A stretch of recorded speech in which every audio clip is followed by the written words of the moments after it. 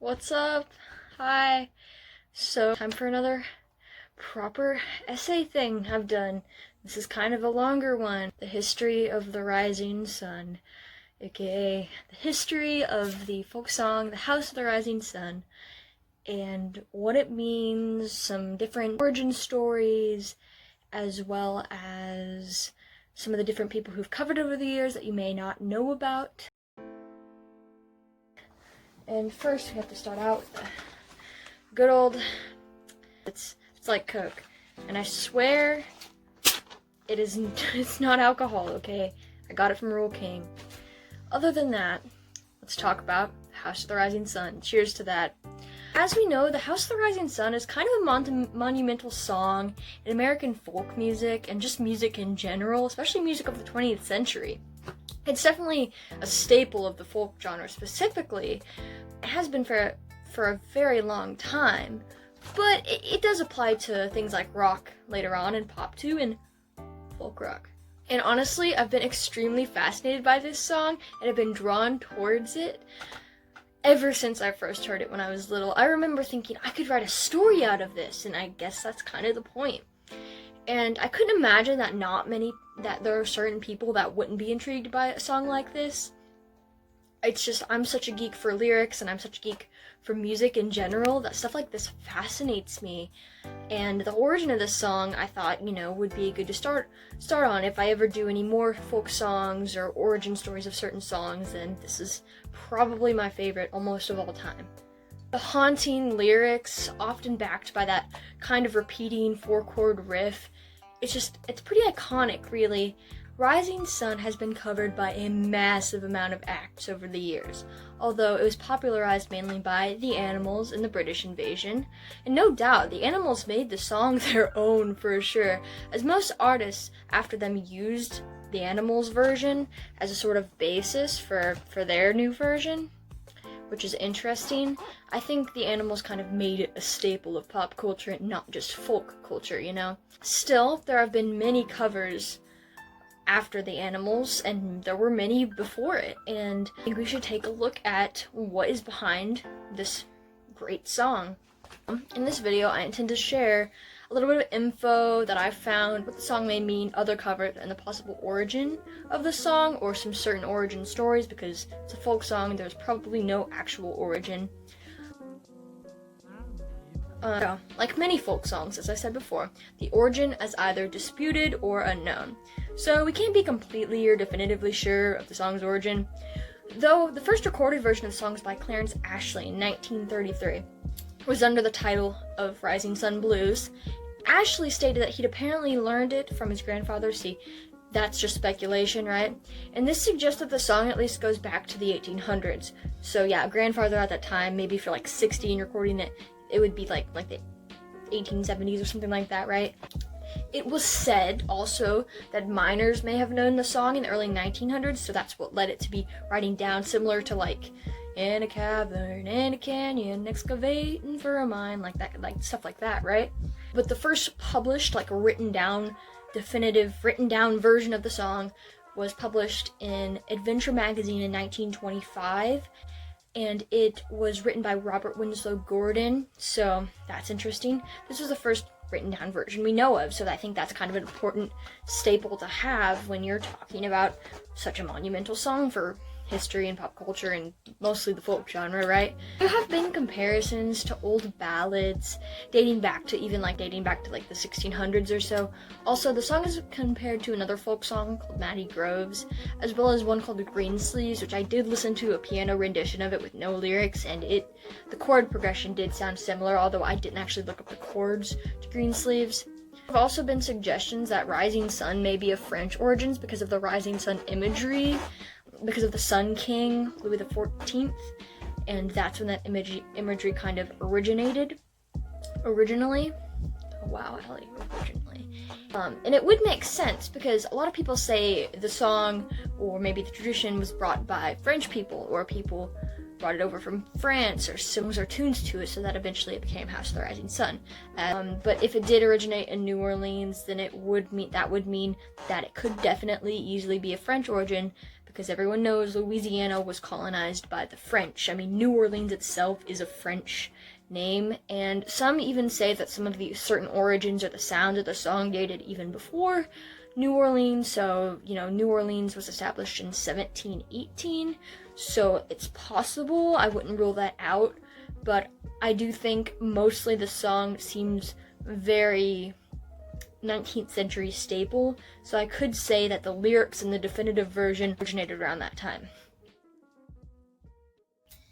And as stated previously, House of the Rising Sun, or Rising Sun Blues, has been covered by many folk artists over the years, especially prominent, and I probably missed some in this. Holy crap.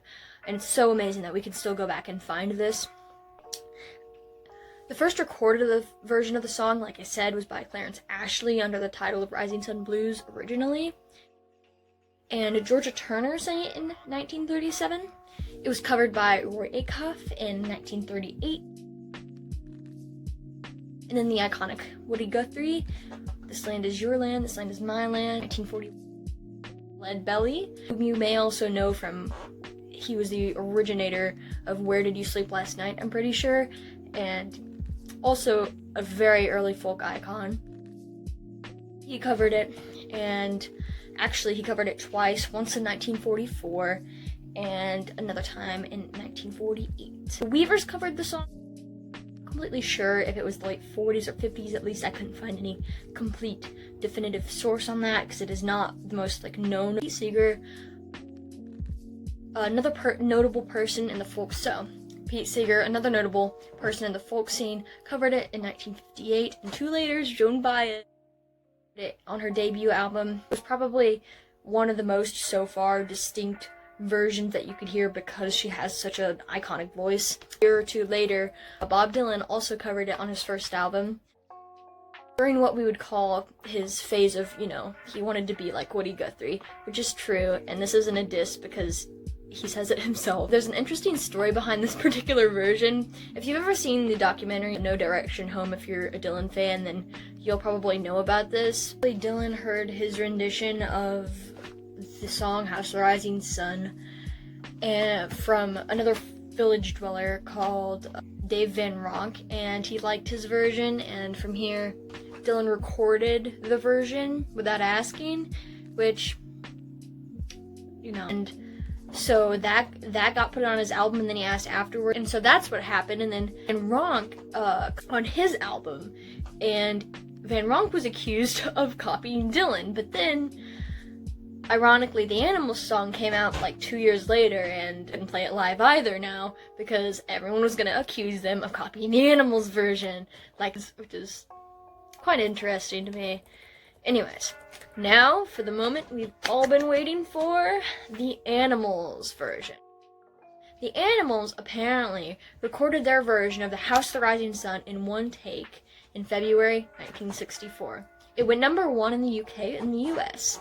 This version of the song is important for many reasons. First of all, it has pretty much been the most iconic, influential version of the song. Just what makes it so memorable, though? Well, we can't say for certain because art is subjective, and maybe some people will disagree with me. I mean, I thought it was kind of the most iconic version of the song, but not everyone knows that much about the song. In fact, a lot of people think the Animals wrote the song, so can't say for certain, but maybe it's that chord progression, the A minor, C, D, F, and then the A minor, E, which the Animals first played on electric guitar. I don't think there had been a version on electric guitar previously, therefore sometimes it's called the first folk rock hit. So it was played on electric guitar, so that was a big thing, right? That was a big thing, people going electric.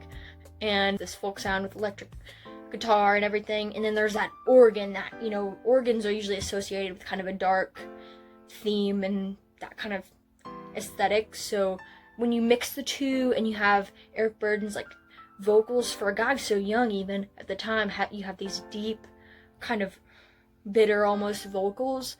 That kind of goes to make it why it's probably the most known version, because it was different for the time that it came out. Tell me if I'm wrong if you're old enough to remember. Did it seem like a different version of something that's kind of a classic, but also somehow it still works? sometimes people take classics and screw them up a little too much, or sometimes they don't experiment enough, and I think this is kind of the example of taking a classic and making it a classic again. Well, I think the Animals version has a very haunting sound that really stays with you, because when you hear that, you're like, oh my god. It really could be a movie, and I think that all of this coming together gives it a very distinct sound from earlier versions. And you know, many still would cover it after the Animals version was solidified into pop culture. Frigid Pink did a cover in 1969 with a nice late 60s psychedelic sound, and honestly, it kind of sounds like if the Animals had emerged later into the 60s, this is what House of the Rising Sun would have sounded like. And I'm kind of here for it. Nina Simone did a version of it all in 1967 too, although she had previously covered it in 1962, which I should have probably mentioned earlier.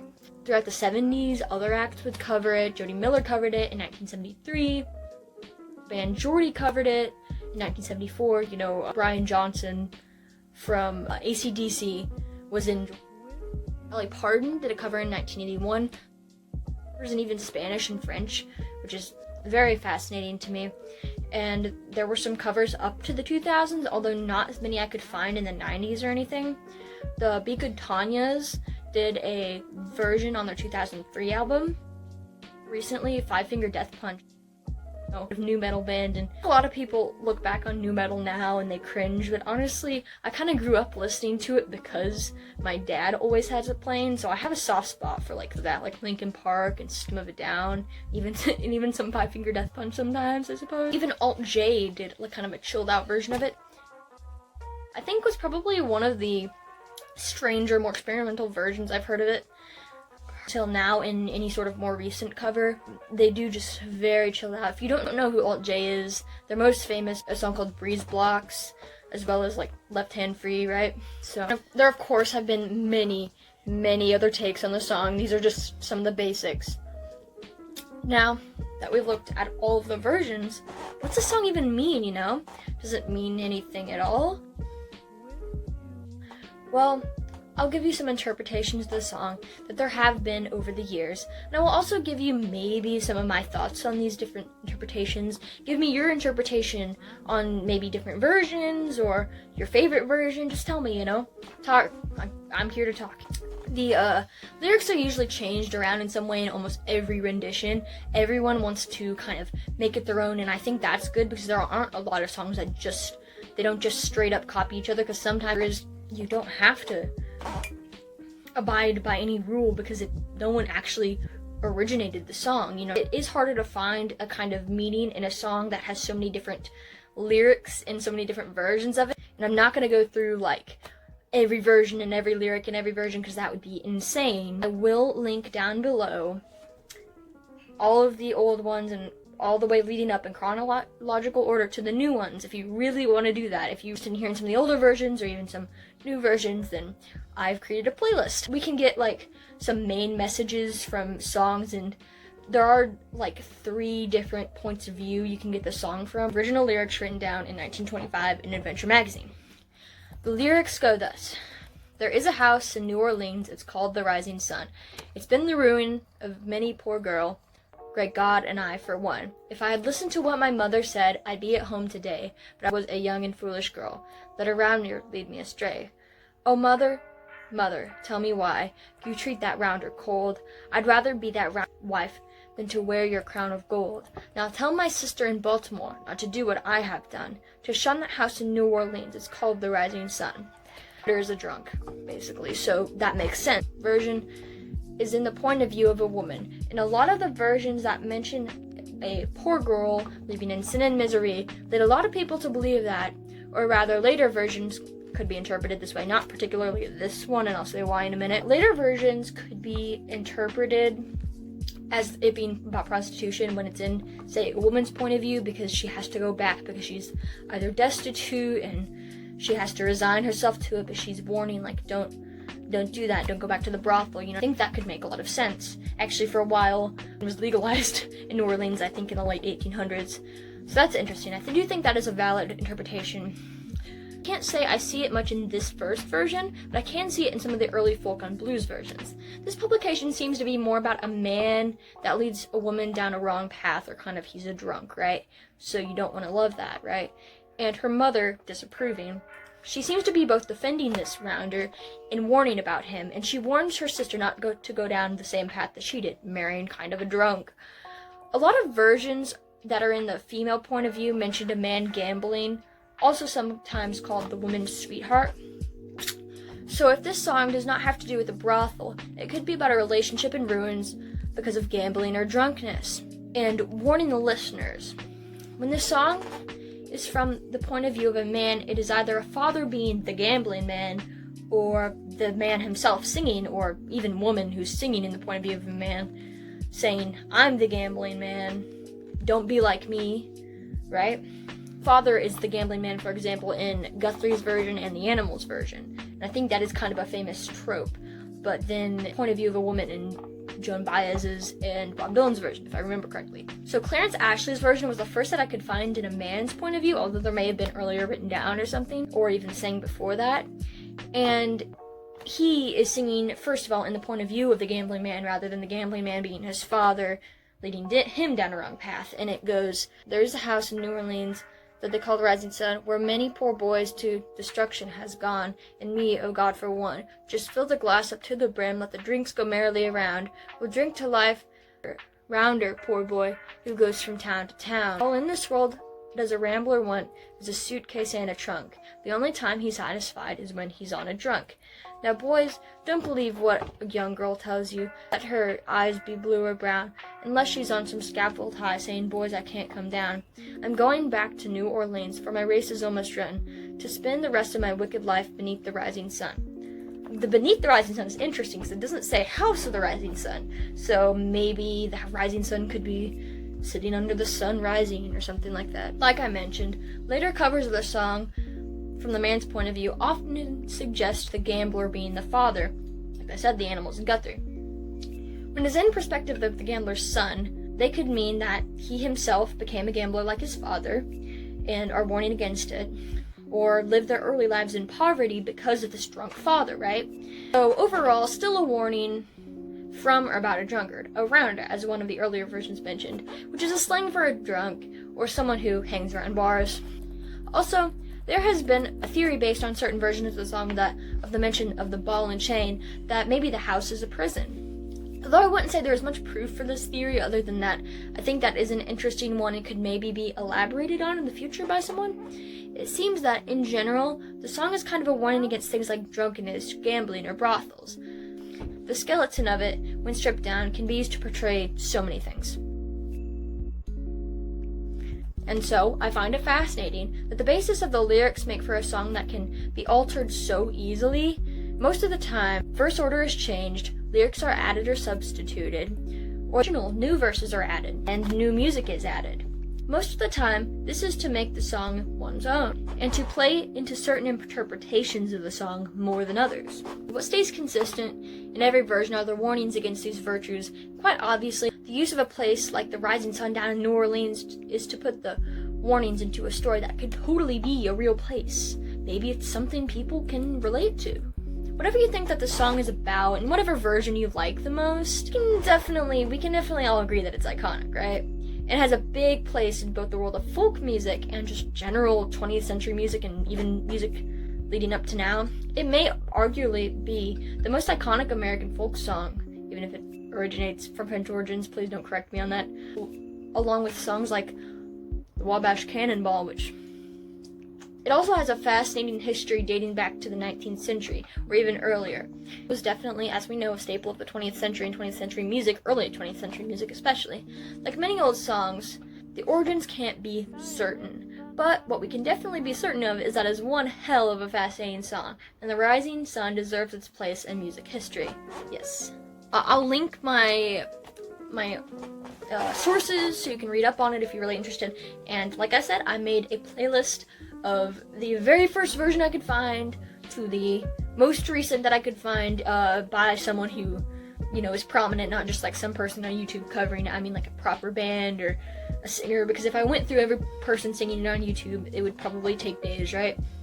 But I suggest, like, I mean, I absolutely love some of the early folk versions of it before it was kind of solidified and people could play around with it. So I do suggest, like, going to listening to a couple of those and seeing how people changed up the song over the years. I mean, I guess or just do it over time, a little bit by a little bit, save my playlist, save my other music playlists. I put a lot into those too. But, oh my god, my face is red. It's hot in here and there's a light shining directly in my face. But, I hope this was interesting. I know it's a long video, but it's an essay, and I'm gonna try and make these, interesting, so, boop, bye.